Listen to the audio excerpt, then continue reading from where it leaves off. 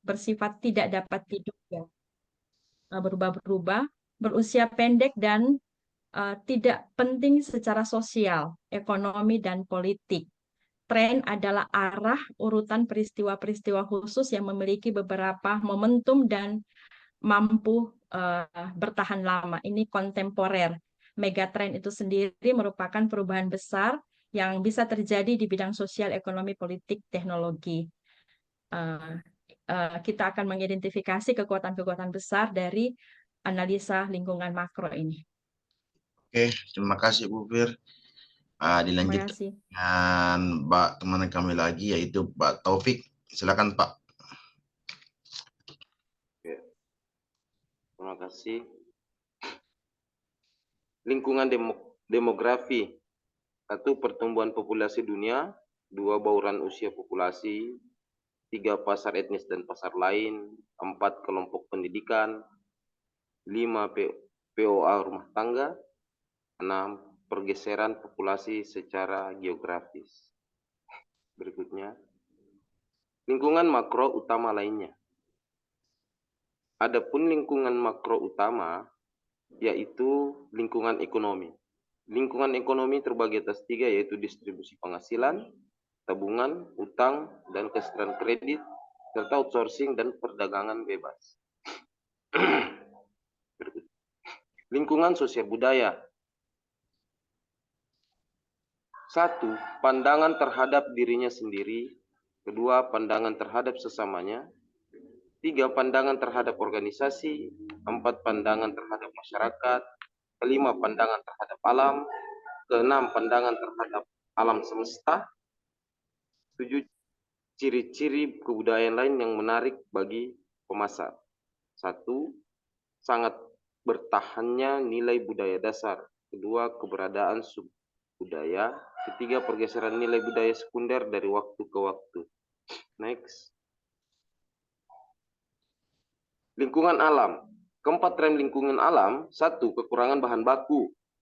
Kedua, peningkatan biaya energi. Ketiga, tekanan anti polusi. Keempat, perubahan peran pemerintah. Oke, terima kasih Pak Taufik. Dilanjutkan dengan teman kami yaitu Ibu Aji Nuryanti. Terima kasih Pak. Saya lanjutkan ke lingkungan teknologi yang berpengaruh kepada pemasaran. Yang pertama adalah tren teknologi yang meliputi meningkatnya kecepatan perubahan dalam pengertian bahwa kita lihat sekarang perkembangan teknologi yang merambat di dunia, kita tidak bisa mengakui bahwa kecepatan peningkatan teknologi di masyarakat mempengaruhi pemasaran. Seperti bahwa yang kita alami bersama, kita tetap ada di rumah, tetapi semua kebutuhan bisa dipenuhi dengan hadirnya teknologi yang menjadi perantara pengadaan. Kemudian yang kedua, tidak terbatasnya peluang informasi. Sebagaimana kami sebutkan yang terdahulu, bahwa dengan adanya informasi yang tidak mengenal batas ini membuat juga tren teknologi pengaruhnya sangat besar terhadap pemasaran. Kemudian beragamnya anggaran, kemudian selanjutnya meningkatnya peraturan perundang-undangan. Peraturan perundang-undangan ini di dalam penggunaan teknologi saya kira juga berpengaruh dalam hal pemasaran. Lanjut, Pak. Kemudian adalah lingkungan politik dan hukum. Dua tren utama yang berhadapan dengan politik hukum, yaitu yang pertama meningkatnya peraturan perundang-undangan yang mengatur dunia bisnis. Yang kedua, pertumbuhan kelompok dengan kepentingan khusus. Sekira itulah materi yang sempat disampaikan dari kelompok kami. Terima kasih atas kesempatan kepada kelompok kami dalam menyajikan materi ini. Saya kembalikan ke Pak Ketua. Oh, tunggu dulu saya bacakan Pak Ketua. Ada ini penyampaiannya. Salah satu cara Tuhan membesarkan dan menghebatkan diri kita adalah dengan meletakkan penyesalan di belakang. Saya kira ini sangat besar maknanya, bisa kita simak bersama. Kembalikan ke Pak Ketua. Oke, terima kasih banyak Bu Haji atas dedikasinya tadi. Terus tapi Prof, kami lanjut. Apakah kami langsung diskusi tanya jawab ataukah ada masukan dari Prof? Langsung saja, Oh Ketua. iya, Ya. Prof, makasih banyak Prof. Untuk itu kami persilakan kepada Bapak Rahmat Soli Hamid untuk memberikan sanggahan, masukan ataukah pertanyaan ke kelompok kami, Pak. Silakan, Pak. Oke, baik Pak Nurdiansyah. Bismillahirrahmanirrahim. Assalamualaikum warahmatullahi wabarakatuh. Waalaikumsalam warahmatullahi wabarakatuh. Waalaikumsalam warahmatullahi wabarakatuh. Baik Pak, perkenalkan saya Rahmat Soli Hamid dari Program dari kelompok 3. Oke, jadi tadi menarik ketika kita berbicara lingkungan pemasaran ya, dalam hal lingkungan mikro dan makro. Yang saya tangkap tadi di sini adalah berkaitan dengan lingkungan makro ya. Lingkungan makro sama-sama kita ketahui bahwa ya, merupakan kekuatan sosial yang lebih besar ya, yang mempengaruhi lingkungan mikro. Jadi di situ terdiri dari tadi ada aspek demografi, ekonomi, kemudian alam, teknologi, politik, budaya. Di sini saya juga atau kita sama-sama melihat mungkin perkembangan dari produk kecantikan ya yang ada di Indonesia. Jadi saya spesifik masuk ke topik produk kecantikan. Di sini tentunya faktor lingkungan makro yang mempengaruhi produk ini itu adanya perubahan demografi seperti pergeseran usia dan tentunya tingkat pendidikan. Ini sepertinya kira-kira seperti apa atau bagaimana pengaruh perubahan demografi ini seperti pergeseran usia dan tingkat pendidikan tadi itu terhadap strategi pemasaran khususnya pada produk kecantikan ya di Indonesia dalam 5 atau 10 tahun ke depan seperti itu. Terima kasih. Saya kembalikan ke Pak Nurdiansyah. Oh, baik, Pak. Terus kami lempar ke kelompok 1. Apakah ada pertanyaan atau sanggahan dan masukan bagi kelompok kami? Kelompok 1. Ya. Oke. Bagi teman-teman ada. Kelompok 1. Ya, Ji. Saya kira kelompok 1 ya. Ya. Baik. Tapi Pak Ketua. Bismillahirrahmanirrahim. Assalamualaikum warahmatullahi taala wabarakatuh.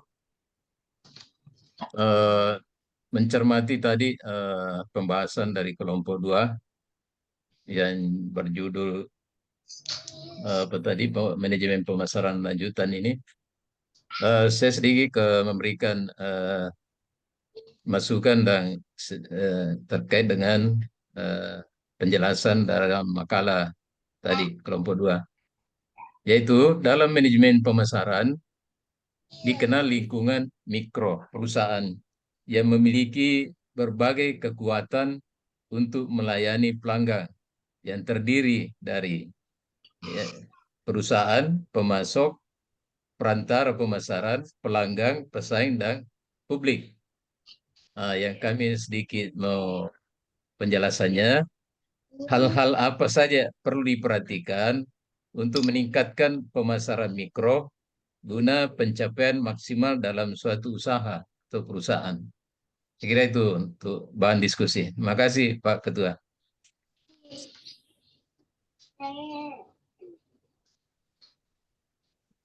Satu lagi ya.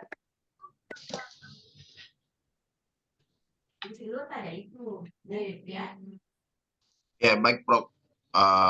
Siapa lagi? Abe.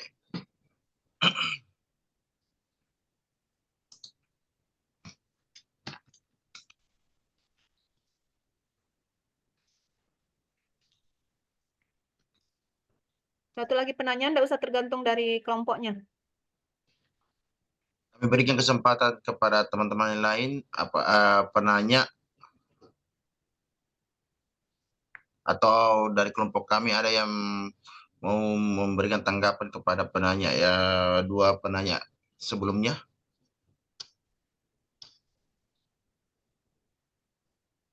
Ya, Satu lagi mungkin pertanyaan, silahkan. Ya, silakan Bu Fira. oh iya, mau memberikan tanggapan dulu mungkin Oke, sambil kita oke, silahkan. berjalan. Iya. Baik, terima kasih untuk beberapa masukan dan juga tanggapan dari teman-teman di kelompok lain.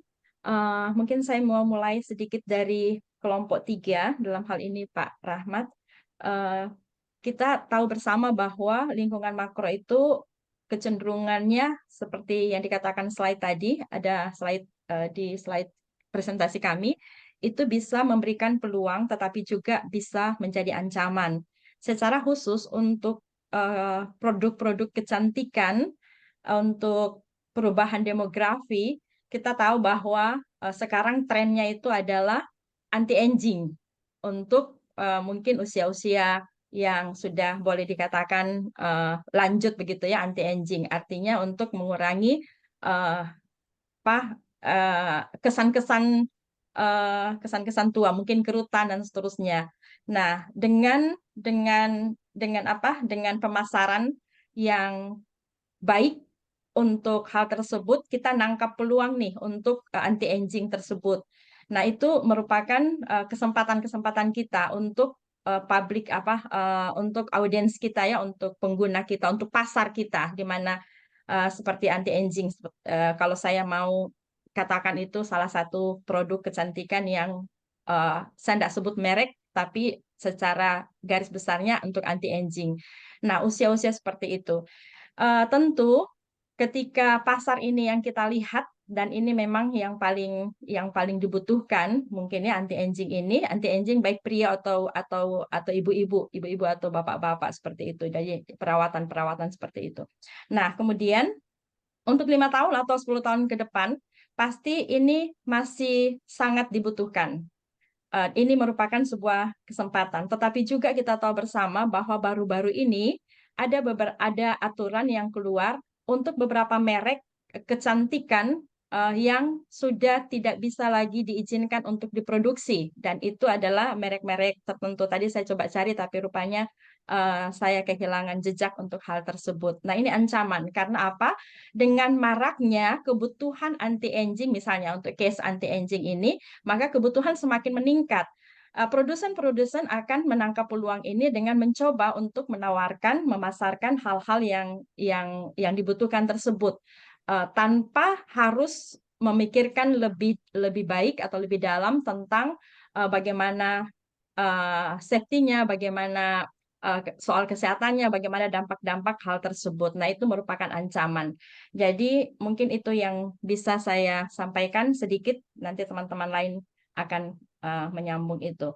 Dari kelompok 1, Pak, benar bahwa untuk beberapa lingkungan mikro, meningkatkan pencapaian laba maksimal untuk pencapaian strategi pemasaran itu ada beberapa hal untuk perusahaan. Kita tahu bersama bahwa perusahaan dalam hal ini organisasinya, bagaimana mengorganisasi strategi pemasaran dalam internal perusahaan itu sendiri, mengoptimalkan promosi-promosi misalnya seperti itu ya untuk bauran pemasarannya, untuk di lingkungan perusahaan itu sendiri, bagaimana mensuplai, memberikan ketersediaan yang dibutuhkan oleh konsumen, oleh pemakai, dengan tadi itu, seperti melihat kebutuhan-kebutuhan urgensi dari setiap konsumen. Bagaimana kita mengoptimalkan bauran pemasaran misalnya, untuk yang sekarang bukan hanya 6, tapi 9 juga itu, perantara pemasaran, middleman, perusahaan distribusi fisik, biro jasa pemasaran, perantara keuangan. Jadi bisa menggunakan leasing tertentu untuk jasa-jasa keuangan tersebut. Kemudian bagaimana kita memelihara pelanggan untuk hal-hal tersebut supaya mereka bukan hanya memutuskan untuk membeli, tetapi juga menjadi pelanggan setia untuk ada di kita. Bagaimana kita mensiasati pesaing-pesaing yang ada, kompetitor-kompetitor kita, supaya ketika mereka keluar dengan inovasi-inovasi yang baru, kita juga tidak ketinggalan tersebut. Jadi di-manage untuk dengan kompetitor-kompetitor tersebut. Bahkan kebutuhan-kebutuhan masyarakat itu kalau boleh di list gitu ya Pak. Mungkin kalau ini Pak Aji yang mungkin sudah sebagai praktisi dalam pemasaran seperti ini mungkin lebih teknis gitu ya. Tetapi untuk hal-hal tersebut betul bahwa lingkungan mikro perusahaan terdiri dari beberapa hal yang sudah disebutkan tadi dan bagaimana mengoptimalisasi dari beberapa hal yang sudah disebutkan itu di awal. Dari saya mungkin itu saja untuk 2 hal. Ada teman-teman kelompok yang bisa menambahkan lagi. Terima kasih. Oke, baik. Terima kasih banyak Bu Fir. Saya berikan kesempatan kepada Ibu Aji Nuraningsi menanggapi jawaban dari penanya. Ibu mau dengar yang pendapat yang kelompok 2 dari peserta yang lain, yang kelompok 2. Siap Bu, siap. Oke. Terima kasih. Saya akan menambahkan apa Silakan yang Ibu Nurnaningsi. Ya, siap Bu, siap Prof. Saya akan menambahkan apa yang telah disampaikan tadi rekan saya Ibu Fira tentang pertanyaan atau tanggapan dari Pak Rahmat Soli tentang produk kecantikan, pemasaran produk kecantikan kita lihat dari segi usia.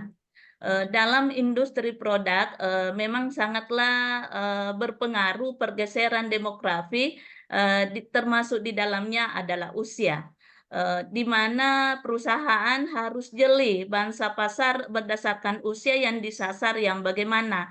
Tadi sudah disampaikan salah satu contoh pada usia-usia lanjut itu bagaimana mau mengencangkan kulit wajah kembali, pasti sudah jelas jenis produk apa yang harus diproduksi dan sejauh mana bangsa pasarnya. Jadi juga harus dipertimbangkan dari segi jumlah usia pada saat itu. Sehingga ada beberapa yang bisa mempengaruhi atau bisa memacu apabila sebuah perusahaan meningkatkan kepedulian atau perhatian terhadap produksi produk kecantikan dengan memahami yang pertama adalah demografi pasar. Memenuhi demografi pasar mereka dengan lebih baik dengan memperhatikan tingkah usia, jenis kelamin, dan bagaimana memungkinkan mereka untuk menargetkan kelompok usia dengan tepat. Maksudnya sasaran dari produk yang mau dibuat itu betul-betul sesuai dengan yang diharapkan oleh pemakainya nanti atau di pasar. Yang kedua adalah usia.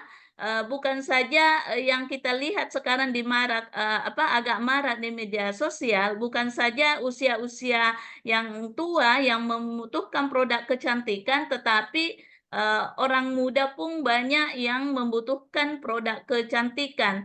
Apalagi kalau dengan kita lihat penggunaan teknologi yang paling mahir menggunakan adalah remaja, dewasa muda. Sedangkan yang ukuran yang lanjut itu agak sedikit, sehingga perantaraan media ini bisa kita pahami bahwa mudah dipasarkan secara online itu adalah produk-produk kecantikan yang umur remaja atau dewasa muda. Kembali lagi bahwa umur remaja dan dewasa muda ini pasti kita sesuaikan dengan produk yang sesuai dengan kebutuhannya. Tidak mungkin dia terlalu dini menggunakan produk untuk bagaimana mengencangkan kulit atau menghilangkan flek-flek hitam, tetapi lebih kepada bagaimana dia tampil segar dan menambah aura kecantikannya. Jadi ini juga bisa menjadi pertimbangan. Kemudian bagaimana bentuk penyampaiannya di media sosial, dengan menggunakan media sosial dan endorser ini, pemasar dapat menggunakan endorser selebriti atau influencer yang sesuai dengan kelompok target. Jadi kalau targetnya remaja, maka dia mencari artis atau selebriti yang umur-umur seperti yang ditarget.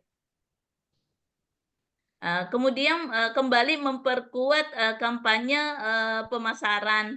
Saya kira ini dari awal yang namanya pemasaran itu sudah memang melakukan berupa kampanye pemasaran terhadap produk sebuah perusahaan.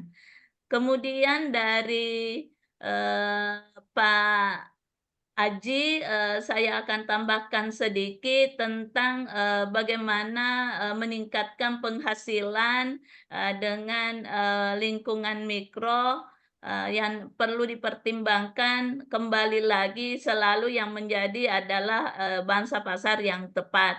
Kapan tidak tepat produk yang kita produksi tidak tepat dengan bangsa pasar yang kita barang yang kita buat, maka jadilah nanti barangnya tidak bisa terjual. Maka yang perlu diperhatikan pada saat penargetan pasar yang tepat itu, yang perlu diperhatikan adalah karakteristik demografisnya, kemudian preferensi, kemudian kebiasaan pembelian, kemudian target-target tertentu dari perusahaan. Kemudian yang kedua adalah produk kita harus diyakini berkualitas dan mampu berkompetisi dengan produk-produk yang dihasilkan perusahaan yang sejenis. Kemudian adalah pemasaran yang efektif. Ini juga kalau pemasarannya kurang efektif, biasa menggunakan pembiayaan besar dan tidak dapat menghasilkan laba yang lebih besar. Makanya pemasaran juga perlu mempertimbangkan bagaimana tingkat efektifnya pemasaran sehingga efisiensi penggunaan dana bisa lebih ditekan sehingga hasil dari penjualan itu bisa mendatangkan laba yang besar. Kemudian yang tak mungkin dilupakan adalah selalu pelayanan kepada pelanggan, harus mengedepankan kepuasan pelanggan sehingga pelanggan bukan satu kali dua kali saja membeli barang kita, tetapi bisa berulang-ulang kali karena adanya kepuasan di dalam melayani. Sekira dari saya untuk sementara begitu, saya kembalikan ke Pak Nurdin sebagai ketua. Silakan Pak. Ya, terima kasih banyak Bu Haji tentang jawaban-jawaban dan masukan kepada penanya tadi. Persilakan, saya akan sedikit memberi masukan kepada pertanyaan dari Pak Haji yang mengatakan itu penjelasan tentang bagaimana hal-hal apa saja yang perlu sebenarnya diperhatikan dalam manajemen pemasaran makro dan mikro. Jadi terkhusus pada manajemen pemasaran makro Pak Haji, ada beberapa yang perlu sebagai pembisnis pemasaran itu perlu diperhatikan. Yang pertama adalah tren industri dan ekonomi. Dalam memahami tren ekonomi seperti pertumbuhan ekonomi yang dapat mempengaruhi daya beli konsumen dan tingkat pengangguran yang dapat mempengaruhi tingkat konsumen. Jadi karena serta perubahan dalam kebijakan pemerintah yang dapat mempengaruhi regulasi bisnis dan pasar.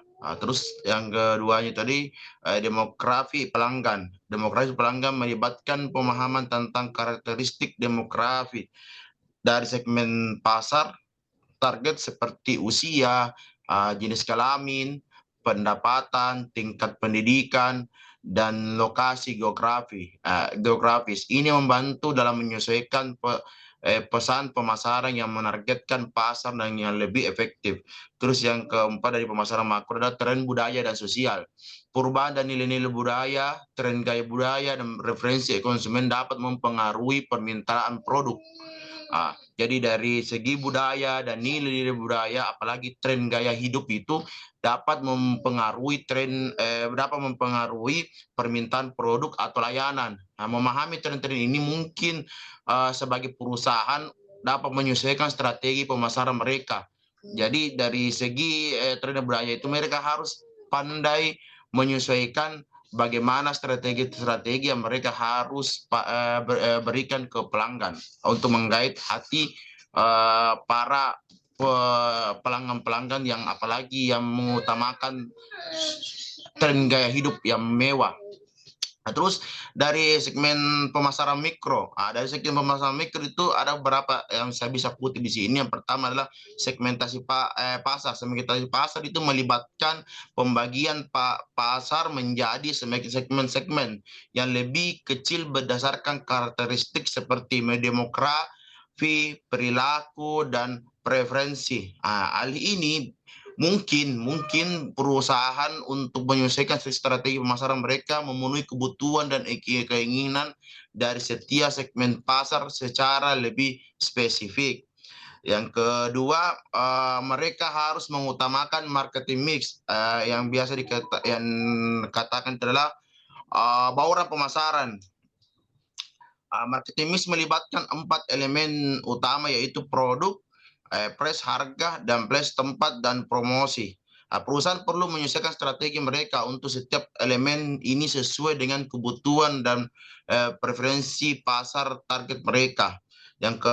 Terus evaluasi dan pengukuran kerja, mengukur efektivitas strategi pemasaran dengan menggunakan metrik yang sesuai seperti pangsa pasar, tingkat kepuasan pelanggan, dan tingkat profitabilitas. Evaluasi ini membantu perusahaan untuk mengevaluasi kinerja mereka dan membuat penyesuaian yang diperlukan untuk meningkatkan hasil pemasaran mereka. Jadi dengan memperhatikan faktor-faktor yang saya sudah jelaskan tadi, dalam pemasaran mikro seperti tren industri, demokrasi, dan pelanggan, perusahaan dapat mengidentifikasi peluang dan ancaman yang ada di lingkungan mereka, terlebih di eksternal mereka. Selanjutnya, dengan memperhatikan faktor-faktor ini dalam pemasaran mikro seperti segmentasi pasar, festivitoni, dan bauran pemasaran, perusahaan dapat menyesuaikan strategi pemasaran mereka untuk memenuhi kebutuhan dan keinginan di segmen pasar yang spesifik. Itu mungkin dari saya, Prof. Pak Haji. Siapa tahu ada tadi teman kelompok yang mau lebih menyempurnakan. Silakan. Saya Pak Ketua. Iya, silakan Pak. Terima kasih Pak Moderator. Jadi ada dua topik yang menjadi isu diskusi kita. Dari yang pertama adalah lebih spesifik dengan produk kecantikan ya. Kemudian gimana strategi perusahaan. Dalam konteks demografi memang kita untuk skop kita di Indonesia itu kan kita selalu mendengar kita memiliki bonus demografi, di mana penduduk-penduduk usia muda itu yang lebih besar. Nah, penduduk muda yang besar itu kan menjadi sebuah peluang ya untuk produk kecantikan. Nah, produk kecantikan itu kan ada banyak variannya ya. Ada termasuk mode. Ya. Nah, kemudian, strategi pemasarannya seperti apa? Nah, ada beberapa yang kita sering pahami bersama tentang strategi pemasaran. Ya, di antaranya adalah ada model yang umum dan itu klasik adalah model periklanan. Jadi kita mengiklankan produk-produk itu. Namun ada juga model lain adalah ada model pemasaran yang bersifat multi level. Namun tidak semua produk yang bisa melakukan ini. Produk multi level ya. Nah, kedua strategi ini juga cukup menjadi referensi kita. Nah, apa sih kelebihan daripada sistem periklanan? Ya, tentunya kalau periklanan ada beberapa titik lemahnya adalah tentunya kita butuh kos yang besar. Kita harus mengeluarkan kos yang besar karena untuk menyewa satu videotron saja itu kan memakan ratusan juta. dan itu juga agak terbatas pada posisi-posisi yang strategis. Ya, kalau kita pasang seperti Bali, Ubando itu kan luar biasa kontraknya juga. Nah, kemudian kalau pakai sistem multi level marketing itu kan tidak semua produk bisa melakukan. Nah, apa langkah yang lain yang mungkin bisa kita lakukan adalah kita mempertajam sellingnya. Ya, ini juga banyak tren yang dilakukan yang kita temui di lapangan bahwa banyak ada perusahaan, salah satu strategi perusahaan untuk memasarkan produk-produknya termasuk dalam konteks kecantikan di sini adalah mereka merekrut itu sales-sales secara saya juga tidak tahu apakah dia outsourcing atau tidak, akan tetapi dia merekrut satu tenaga-tenaga penjual sales dalam bentuk training. Nah, ini sebenarnya satu model yang dilakukan satu perusahaan, beberapa perusahaan. Nah, ini sepertinya lebih cukup efektif karena selling ini yang remaja-remaja yang juga butuh pekerjaan ini dengan berbagai model komunikasi bagaimana meyakinkan mereka meskipun gajinya juga tidak jelas seperti apa income-nya. Akan tapi mereka lebih efektif karena dia akan dengan semangat dan menggebu-gebu dia melakukan door to door untuk memasarkan ini produk-produk yang ada. Kemudian di tempat lain ada juga strategi lain yang bisa muncul adalah bagaimana menjalin kolaborasi dengan, kalau seperti kecantikan berarti kolaborasi dengan dokter kulit dan kecantikan. Nah, ini juga banyak melalui saluran untuk menggunakan agen-agen seperti ini untuk melakukan edukasi-edukasi kepada pelanggan-pelanggan sehingga itu lebih bisa meningkatkan volume target sasaran penjualan kita. Saya kira itu beberapa respon yang bisa kami tambahkan. Terima kasih, saya kembalikan kepada Pak Nurdiansyah. Oke, terima kasih banyak Pak Sam. Ibu mau dengar pendapatnya Pak Taufik dulu sebagai ini. Mana Pak Taufik? Ya, Prof.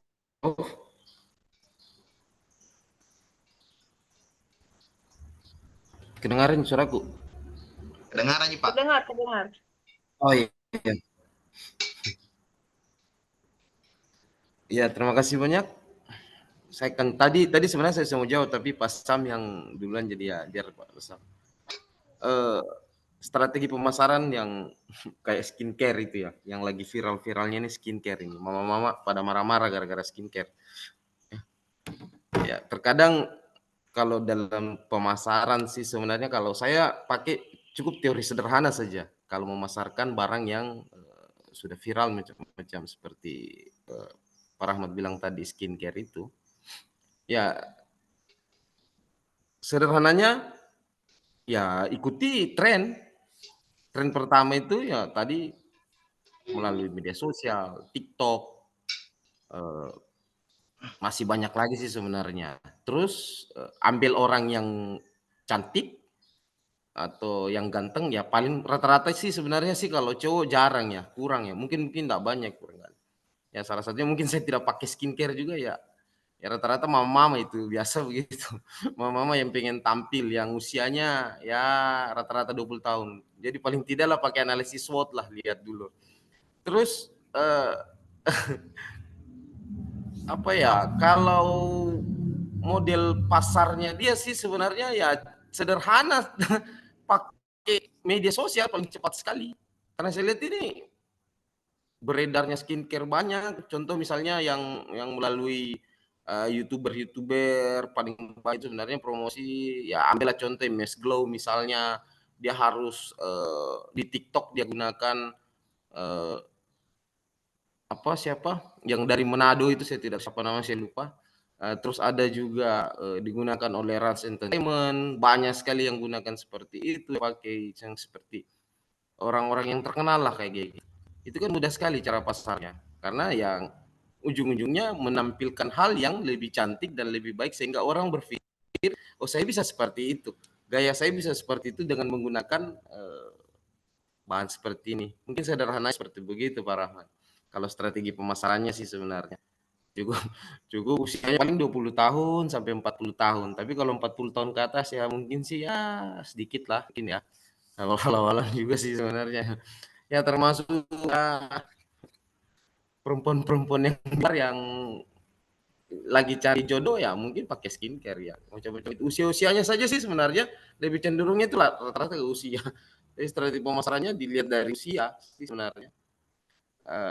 Kalau Pak siapa tadi? Kalau Pak Haji sih teorinya pakai teori mikro kan biasanya hal-hal yang kecil. Tadi salah satu contoh apa menggunakan multi level marketing apa salah satunya itu bisa. Terus bisa juga masih banyak sebenarnya sih. Mungkin seperti itu barangkali saya Prof. Karena mungkin saya terlalu cukup sederhana saja karena kebanyakan teman-teman tadi sudah menjelaskan secara teori yang digunakan selama ini. Jadi sederhananya saya pakai seperti itu saja Prof. Terima kasih banyak. Pak Ketua, boleh saya tambahkan sedikit, Pak Ketua? Silakan Bu Fir. Moderator. Iya. Silakan Masih satu dari lagi kelompok sebelum dua. ditutup ya. Iya, Prof. Ya, Pak Ketua, izin. Silakan Bu. Silakan Bu. Oh iya, oke. Tadi kita sudah kelompok 2 sudah banyak berbicara soal demografi dalam artian usia. Tapi saya ingin menambahkan tingkat pendidikan ya yang mungkin sedikit tersentuh tadi. Benar bahwa tingkat pendidikan akan merupakan segmen pasar tersendiri ketika kita mau membentuk strategi pemasaran. Dalam hal ini beberapa artikel yang kemudian membahas hal ini seperti ini teman-teman. Untuk tingkat pendidikan yang rata-rata, ketika konten komunikasi strategi pemasaran itu, misalnya ada satu artikel yang mengangkat tentang bintang iklan yang warna kulitnya agak gelap begitu ya. Nah, kemudian menggunakan skincare atau produk kecantikan yang mungkin memutihkan begitu ya untuk membuat lebih glowing seperti itu. Nah, mungkin dalam hal ini perlu disiasati juga untuk data-data demografis tadi bahwa bagaimana kita meriset pasar dan seterusnya dan juga mungkin tentang survei-survei yang sudah kita lakukan sebelumnya bahwa pasti akan lebih kritis orang akan mendengar dan melihat konten-konten seperti ini.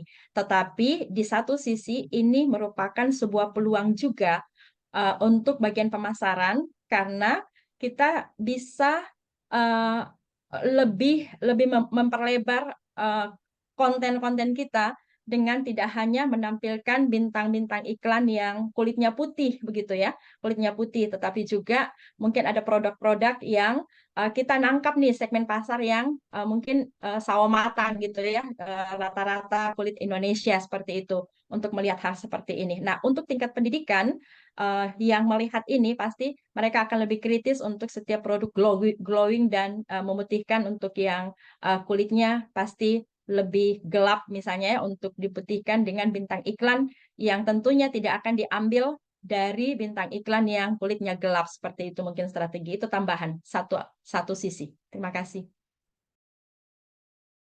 Oke, terima kasih banyak Bu Fir. Saya kembalikan dulu ke yang pemberi penanya. Baiknya Prof. Setelah ini ditutup aja dulu ya sebelum Ibu ambil alih ya. Oh iya Prof. Tutup Silakan. ya. Oke, Pak. Iya. Oke, tadi sudah dibahas panjang lebar ya mengenai seperti apa strategi produk kecantikan 5 tahun ke depan berdasarkan perspektif adanya pergeseran demografi ya seperti usia dan khususnya tingkat pendidikan. Tadi memang saya sepakat beberapa jawaban bahwa saya kira produk-produk yang menawarkan keunikan, inovasi, dan keterlibatan dengan konsumen, khususnya generasi milenial dan generasi Z ya, khususnya di pergeseran usia ini, itu mengoptimalkan beberapa media sosial dan teknologi lain atau digital marketing lain untuk difokuskan, dipasarkan di situ atau dipromosikan di situ. Kemudian saya mungkin ada yang mungkin relevan juga ya menurut pendapat saya Ada tentunya tidak terlepas dari diversifikasi produk juga sih sebenarnya. Karena saya kira melihat perubahan demografi itu dapat memicu permintaan ya untuk produk kecantikan itu sendiri yang lebih beragam dan inklusif saya kira. Itu tadi juga sempat disampaikan mencakup berbagai jenis kulit ya, warna dan kebutuhan individu. Eh, Sebenarnya ini merupakan eh, hal ini dapat memberikan dorongan atau stimulus pada merek-merek untuk mengembangkan lini produk yang lebih luas ya dan menyediakan pilihan yang lebih banyak atau beragam kepada customer. Saya kira kemudian yang berikutnya yang saya simak juga tadi sehingga saya bisa simpulkan dua tambahan penekanan pada kesehatan dan keberlanjutan produk di sini. Jadi saya kira customer yang cerdas atau customer yang baik dalam memilih sebuah produk, khususnya yang berkaitan dengan penggunaan kosmetik ya, bahan-bahan kimia. Saya kira aspek kesehatan dan keberlanjutan dari produk itu merupakan salah satu indikator utama yang mesti perlu diperhatikan oleh customernya atau konsumennya, baik itu calon konsumen maupun eh, customer atau pelanggan yang memang sudah loyal dengan produk tersebut. Saya kira dengan peningkatan kesadaran akan kesehatan yang dilakukan oleh perusahaan dan keberlanjutan di kalangan customernya, saya kira strategi pemasaran produk kecantikan mungkin lebih menekankan pada formulasi yang ramah lingkungan ya, yang ramah lingkungan, kemudian non toksik dan berkelanjutan. Saya kira ini bisa menjadi merek-merek yang dapat membuktikan komitmen mereka terhadap praktik-praktik ini sehingga dapat mengait minat atau keinginan atau pangsa pasar tersendiri khususnya di generasi-generasi muda seperti generasi milenial dan generasi Z. Jadi dua saja saya tambahkan Pak Nurdiansyah kalau saya karena ini kalau saya tangkap tadi ternyata kesehatan itu sangat berperan penting juga sih sebenarnya dalam produk kosmetik. Siapa tahu kita baru beli satu kali yang tadinya kata lumayan bagus tiba-tiba satu kali pakai justru malah iya ya kemudian keberlanjutannya ya customer sudah kapok membeli seperti itu. Jadi memang harus ada analisa dan identifikasi pangsa pasar terlebih dahulu sebenarnya juga. Oke, saya kembalikan Pak. Terima kasih. Oke, terima kasih banyak Pak Rahmat. Saya kembalikan Itu saja Nurdiansyah. Oh iya, baik Prof. Saya kembalikan ke Prof. Silakan Prof. Terima kasih banyak. Ya, bagus. Tadi kita sudah menyimak ya percakapan atau diskusi tentang lingkungan pemasaran. Nah, sebagai pemasar, lingkungan pemasaran ini sangat perlu diperhatikan karena kenapa? Ini sangat terkait dengan strategi yang akan kita susun nantinya, ya, dengan produk kita. Jadi kita tidak bisa langsung menyusun strategi, tapi kita lihat dulu lingkungan kita. Nah, setelah tahu, jadi kembali lagi ke melakukan segmentasi pasar di sini untuk menentukan target dan positioning produk kita, terutama positioningnya di benak konsumen. Nah, lingkungan pemasaran itu terbagi dua, sudah tadi pemateri jelaskan, yaitu lingkungan internal dan lingkungan eksternal. Nah, lingkungan internal adalah lingkungan dekat perusahaan, ya, tapi bukan di dalam perusahaan. Nah, kalau lingkungan eksternal itu adalah lingkungan mikro dan makro. Ya, jadi lingkungan internal itu adalah lingkungan di dalam perusahaannya. Siapa itu? Pemegang saham, karyawan, dewan direksi, pimpinan, manajer dari top manajemen hingga ke bawah lower manajemennya, ya itu lingkungan internal.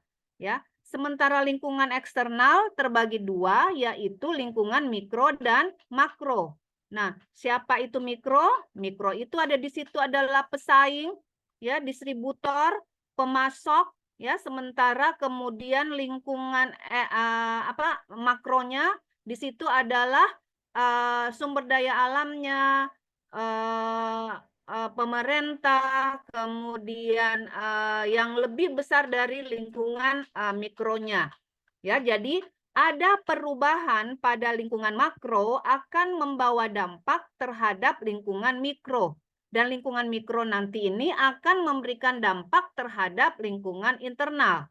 Ya, sebagai contoh, ada kerusuhan di satu negara, ya, ada ketidaknyamanan politik di suatu negara, ya, itu pasti akan berdampak terhadap lingkungan mikro, contohnya pemasok, ya. Jadi akan memberi dampak kepada pemasok, karena kenapa? Pemasok akan kesulitan mendapatkan bahan baku misalnya dari kondisi politik di lingkungan makro. Nah, karena pemasok susah mendapatkan bahan baku, maka akan mempengaruhi internal perusahaan. Ya, proses produksi tidak berjalan ya karena adanya dampak. Ya, dampak dari mikro mendapatkan dampak itu dari lingkungan makro. Demikian pula sebaliknya. Ya, apa yang menjadi kebutuhan perusahaan akan berdampak terhadap mikro, dan mikro itu kemudian akan mencarinya pada lingkungan makro. Ya, jadi tidak bisa dikatakan yang lebih berperan atau tidak berperan karena semua saling berhubungan. Nah, disinilah terlihat pentingnya lingkungan itu. Maka kenapa tadi ada beberapa analisis yang ya, Ibu dengar ya, termasuk di dalamnya adalah analisis SWOT. Ya, jadi analisis SWOT itu kita gunakan untuk mengetahui apa kekurangan dan kelebihan diri kita ya untuk bisa bersaing pada lingkungan yang lebih luas. Ya. Kita punya produk, kita harus tahu dulu apa kekuatan dan kelemahan produk kita supaya kita bisa masuk. Di mana saya bisa masuk ini? Maka kita melakukan segmen. Ya, apakah segmen saya bisa masuk untuk misalnya dengan tingkat pendapatan 500.000 ke bawah kah atau tingkat pendapatan 500.000 ke atas? Ataukah saya memasuki semua segmen? Ya, contohnya kita ambil saja misalnya Rinso. Ya, Rinso itu memasuki semua segmen. Ya, untuk orang berpenghasilan menengah atas, dia membuat Rinso dalam ukuran yang besar. Ya, tapi kalau untuk bawah, maka kemudian dia membuat Rinso dalam bentuk saset. Nah, artinya mereka meinikan. Namun ada juga contoh produk yang tidak menyasar semua segmen. Ya, contohnya biasa makan Megami. Ya, Megami itu hanya menyasar masyarakat kita Sulawesi Selatan, ya, tapi tidak menyasar untuk seluruh Indonesia. Tapi dengan demikian justru Megami yang Ibu lihat adalah produk yang bisa bertahan. Ya, dia tidak jatuh meskipun gempuran dari produk Indofood kah atau kemudian pendatang yang sekarang lagi eksis yaitu Wings Food ya menyerang dengan produk-produk yang bisa dipasarkan secara nasional. Nah, di sini artinya Megami tahu di mana posisi dia. Ya, di lingkungan mana dia bisa bersaing. Ya, artinya apa? Tidak perlu kita memasuki semuanya, tapi kita melihat.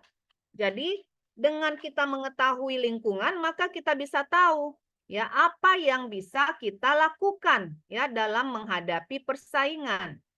Ya, tadi sudah dicontohkan kosmetik. Ya. Nah, betul tadi ya sudah ada yang menjawab bahwa yang perlu diperhatikan juga di situ kosmetik adalah segmen pasar yang ditujunya, mereknya. Ya, kadang orang tidak lagi realistis karena teman-temannya pakai merek A, semua juga mau merek A. Padahal mungkin temannya cocok, dia tidak. Ya. Selain itu kadang juga orang memperhatikan identitas perusahaan. Ya, jadi ada juga orang tidak asal membeli sebuah merek tapi memperhatikan ini dari perusahaan mana. Kita harus bertanya dulu. Karena bagus orang mempersepsikan perusahaan tersebut, maka orang akan beranggapan bahwa produknya itu bagus. Nah, Indonesia adalah pasar yang paling menguntungkan untuk perusahaan kosmetik, ya, dari luar Indonesia. Perusahaan-perusahaan dari luar itu bisa membaca setelah melakukan riset pasar bahwa orang Indonesia itu sangat mudah mempercayai orang yang sudah dipercaya. Tadi misalnya artis, ya. Semua mau pakai eyelinernya misalnya Krisdayanti karena melihat Krisdayanti cantik. Padahal belum tentu kalau dipakaikan ke dirinya itu akan terlihat cantik. Tapi setidaknya mereka merasa ketika sudah memakai eyeliner itu mereka sudah secantik Krisdayanti. Ya. Jadi persepsi itu yang mereka ini sehingga kemudian wanita-wanita Indonesia menjadi sasaran empuk, ya, dari perusahaan kosmetik. Nah, ini yang dilihat oleh pemasar dari luar. Trennya. Ya. Dulu memang seperti kata Ibu Vira, anti-aging untuk usia mungkin usianya Ibu ya. Tapi ternyata sekarang anak-anak gadis itu sudah mempersepsikan bahwa anti-aging itu selayaknya bukan cuma pada saat sudah mulai menua, tapi bagaimana perawatan itu dimulai semenjak usia-usia kita itu masih segar-segarnya, sehingga nanti kalau tua tidak keriput. Apakah memang sudah ada penelitian yang demikian? Itu yang belum Ibu dapatkan. Ya. Adakah orang yang memang melihat dari usia 17 sudah pakai ini, kemudian usianya nanti 50 tahun itu masih betul tidak ada keriput, ya? Yang Ibu bisa buktikan hanya pada keluarganya Ibu, saudaranya Ibu saya, ya. Ketika meninggal kita baru melihat wajahnya dia yang mulus hanya karena pakai bedak apa itu yang kalau orang tua dulu bedak dibuat sendiri, ditumbuk, digulung-gulung, ditempelin ke depan. Bedak basah. Bedak pupur. Ya, bedak basah. Ya, kalau dikasih air baru hancur, baru apa? Itu malah benar.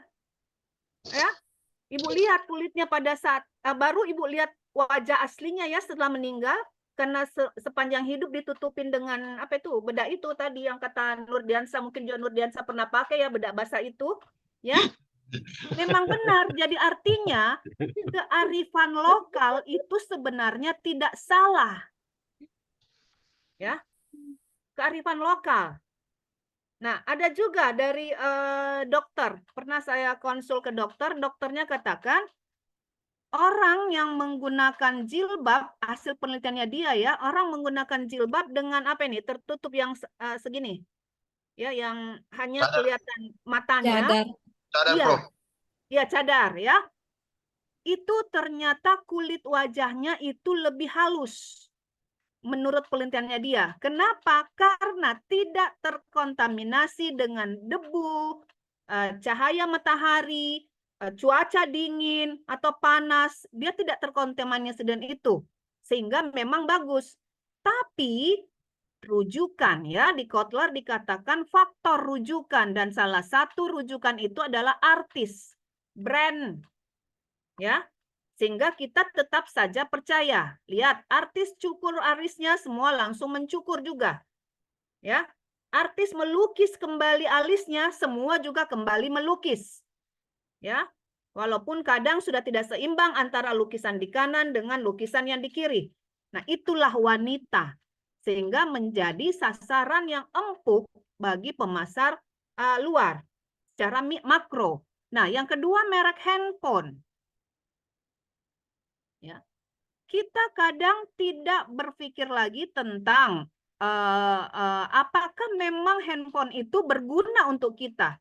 Kita rela membayar harga yang mahal karena lingkungan sekitar kita sudah menggunakan merek tersebut. Ya, kita berlomba. Walaupun dalam kenyataannya hingga mungkin akhir hayat kita ada satu tombol atau satu menu yang sama sekali tidak pernah kita pergunakan. Ya, tapi kita akan bangga kalau orang lain pakai merek A, maka saya juga merek A. Padahal kapasitas kita hanya untuk SMS, WA, nelpon, bukan untuk bekerja. Sehingga itulah dikatakan bahwa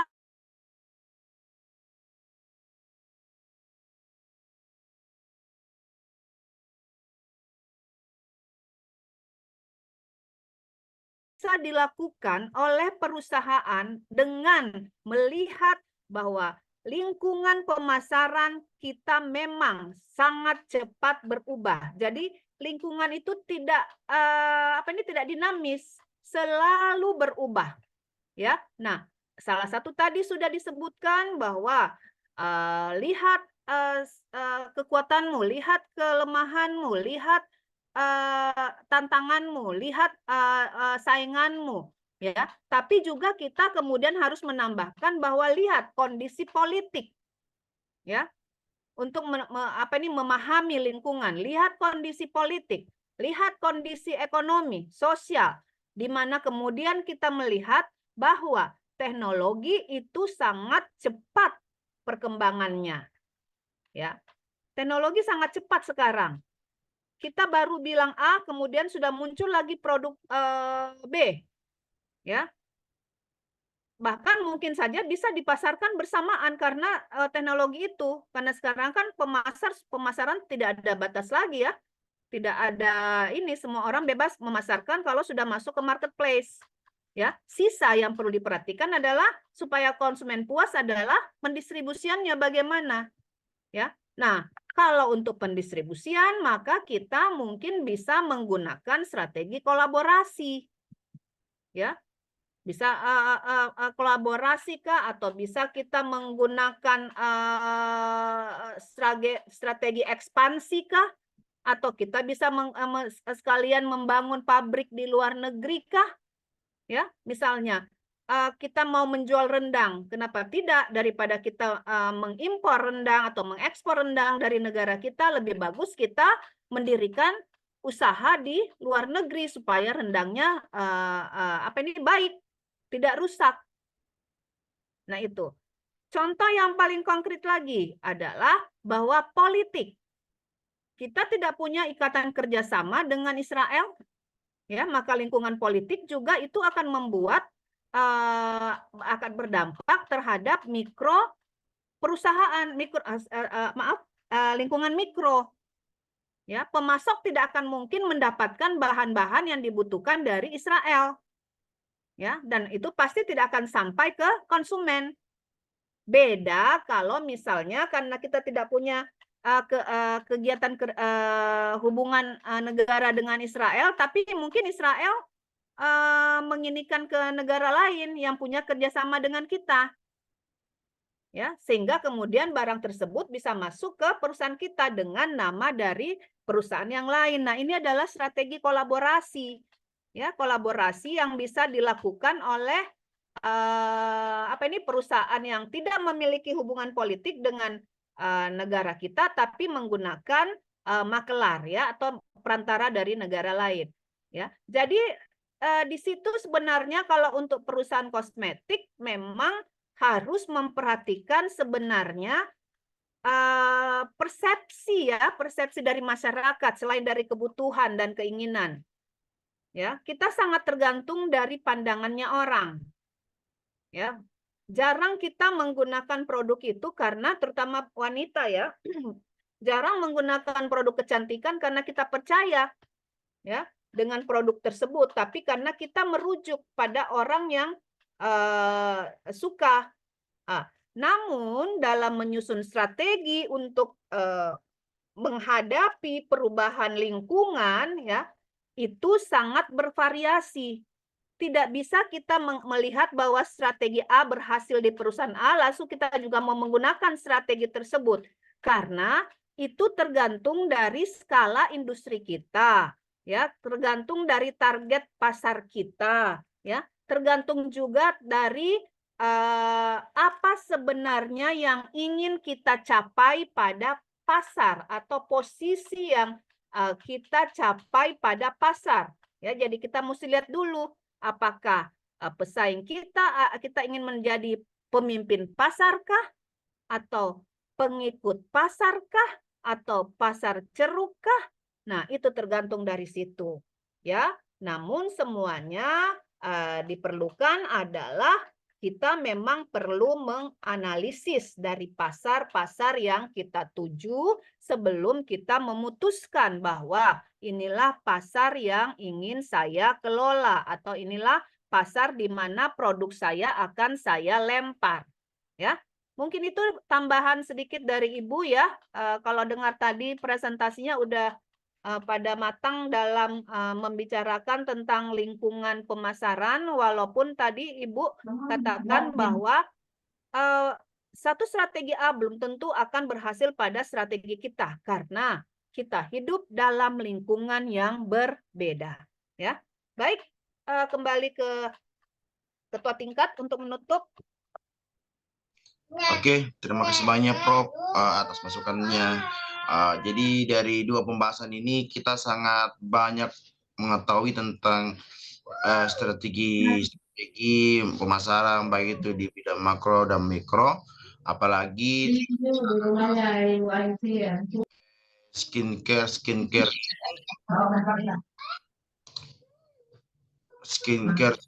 ini sangat-sangat kami juga saja baru tahu Prof, ternyata banyak skincare yang sudah booming di TikTok, di Facebook yang seperti Pak Taufik jelaskan tadi.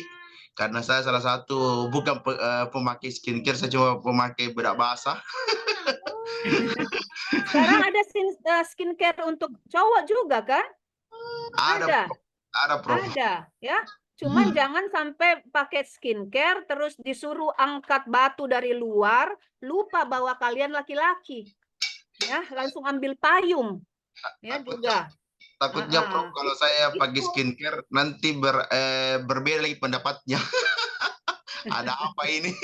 Baru-baru langsung pakai skincare. Oke Prof, terima kasih banyak. Kami dari kelompok 2 menutup presentasi ini dengan ucapan hamdalah, alhamdulillahirrahmanirrahim. Terima kasih, saya serahkan kembali ke Prof. Baik, ya. Untuk adik-adik ya, bahwa karena ini sudah mungkin semester depan sudah penulisan karya tulis ya? Sudah ya? Iya Prof. Ya, Prof. Sudah ya? Nah, Ya, Pak Prof. Rahmat ini kayaknya bisa ngangkat masalah skincare deh, kaitkan dengan lingkungan pemasaran, segmentasi. Karena memang benar ya, bahwa skincare ini sangat membooming sekarang. Sehingga rasional kita sebagai wanita itu sudah lupa. Ya, kita pakai pemutih. Banyak sekali iklan pemutih. Padahal kalau terlahir dari ibunya yang, maaf, ibu ireng, bapak ireng, ya, pasti anaknya juga ireng. Tidak mungkin ibu ireng, bapak ireng, anaknya Manado. Ya. Nah itu kita ini akhirnya kemudian wajah kulit rusak langsung protes. Ya, langsung protes. Kenapa inilah? Kenapa membeli tanpa melakukan cross check dulu? Karena itulah tadi, lihat siapa perusahaan yang memproduksinya. Jadi benar-benar bahwa lingkungan itu sangat berdampak ya terhadap strategi kita. Artinya apa? Kita tidak bisa untuk zaman sekarang ya, kita tidak bisa menciptakan hanya satu strategi. Ya, tapi ada strategi cadangan untuk kita bisa menghadapi lingkungan. Ya, Ibu masih ingat sekali ya pada tahun kapan terjadi krisis ekonomi ya? 98 Prof. 97 98 ya. Ibu ingat di akhir 97 kita menyusun rencana untuk 98 ya, tahun 98. Siapa sangka ketika 98 terjadi krisis ekonomi, semua perusahaan hancur, semua perusahaan tutup, ya. Dan alhamdulillah perusahaan tempat Ibu bekerja itu punya strategi cadangan. Ya, dan itulah yang dilaksanakan akhirnya di antara perusahaan lembaga keuangan kami yang bisa bertahan waktu itu. Ya. Yang Ibu ingat kecuali bank pemerintah itu banyak yang banyak yang down ya. Nah, itu yang ini kan bahwa dalam teori mungkin dikatakan ya satu strategi, tapi kalau kita lihat ke realnya harus ada strategi cadangan untuk menjawab bahwa lingkungan itu sangat cepat berubah. Ya, siapa yang bisa memprediksi akan ada COVID sehingga masker-masker yang dulu tidak dilirik, ya, itu kemudian akhirnya booming. Nah, itu bahwa ada sesuatu yang kita pikirkan, bahwa kita tidak berpikir untuk 1 sampai 5 tahun ke depan, tapi kita akan berpikir bahwa di masa akan datang perkembangan teknologi, perkembangan informasi akan membuat orang bisa segera berubah, ya. Itu. Jadi bisa diangkat ini tentang lingkungan, ya, lingkungan perusahaan ini, terutama masalah SWOT-nya, masalah segmentasinya, ya, atau kenapa skincare A masih bisa bertahan sementara skincare B tidak bisa, ataukah contoh saja kenapa Megami yang ibu ingat itu dari masa ibu kecil itu ada dan sampai sekarang itu masih ada. Yang ibu ingat lagi mungkin kalian belum ini ya, saat dulu ibu remaja ada namanya kalau enggak salah Vitami, ya, ada namanya Vitami. Di antara semua mie yang paling murah itu Vitami, dan ternyata dia sampai sekarang tidak bertahan, tidak ada, ya. Ibu menikah hilang, padahal waktu ibu masih remaja ada. Nah, kalau bisa dilihat bahwa benar strateginya Megami, dia tidak perlu menguasai seluruh pasar, tidak perlu. Tapi cari segmen yang benar-benar suka. Megami kan agak asin-asin sedikit. Nah, orang Makassar kan suka yang asin-asin, ya. Kalau kelebihan asin, marah-marah mie, bawa mie pisau, ngamuk-ngamuk, gitu kan. Tapi itu kan mungkin gosip saja ya, apakah betul itu belum. Nah, itu ya. Nah, artinya kenapa Indofood bisa? Ya, Indofood karena 4M-nya itu sudah sangat kuat, ya. Tapi kenapa Wings yang awalnya kalau kita melihat dari strategi ya, itu harusnya dia itu kuatnya di industri sabun. Tapi kemudian dia memperlebar sayapnya dengan menganut strategi konglomerasi dengan membuat instant food, ya.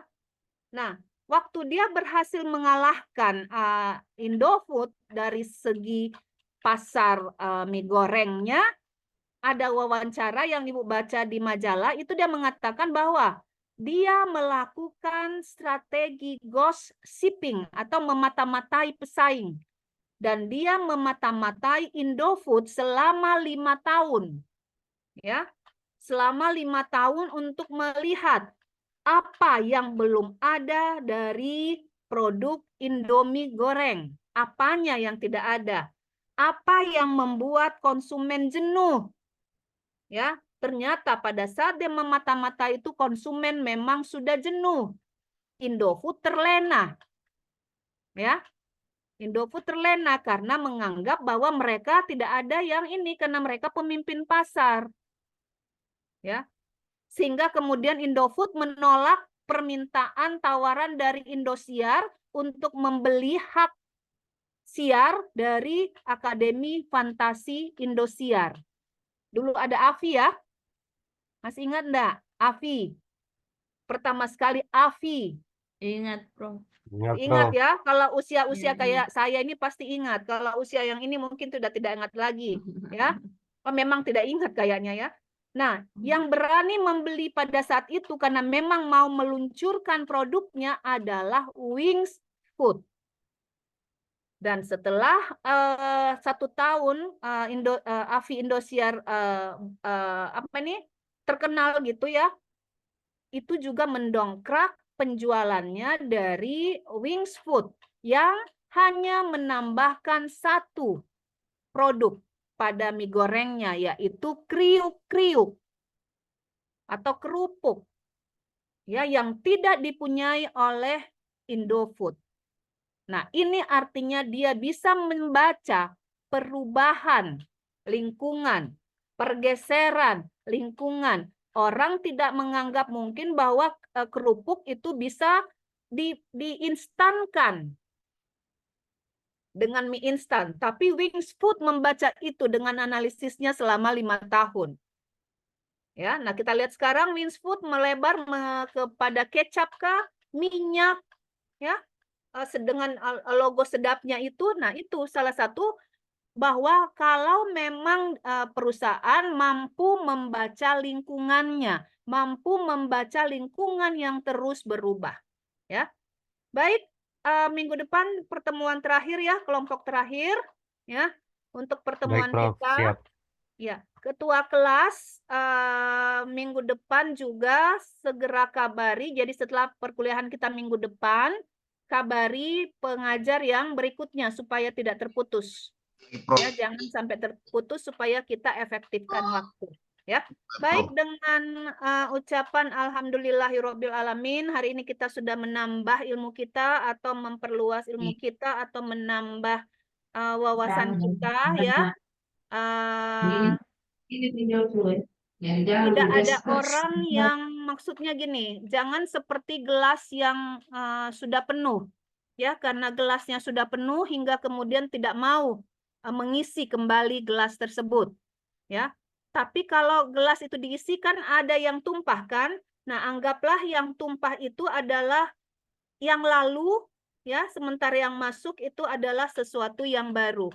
Tapi kalau kita menutup gelas tersebut ya, kita menutup gelas tersebut tidak mau ditambahi oleh yang baru, berarti kita termasuk orang yang memang membatasi diri kita dari perkembangan ilmu pengetahuan ya. Jadi tidak salah kita mendengar persepsi orang, persepsi A, persepsi B, persepsi C, karena yang benar adalah pada saat kita melakukan penelitian ya. Apakah itu benar atau tidak, lakukanlah penelitian ya. Baik, sampai di sini. Assalamualaikum warahmatullahi wabarakatuh. Waalaikumsalam warahmatullahi wabarakatuh. Terima kasih, Prof. Prof. Terima kasih, Prof. Ibu izin live ya. Ya, Prof. Prof.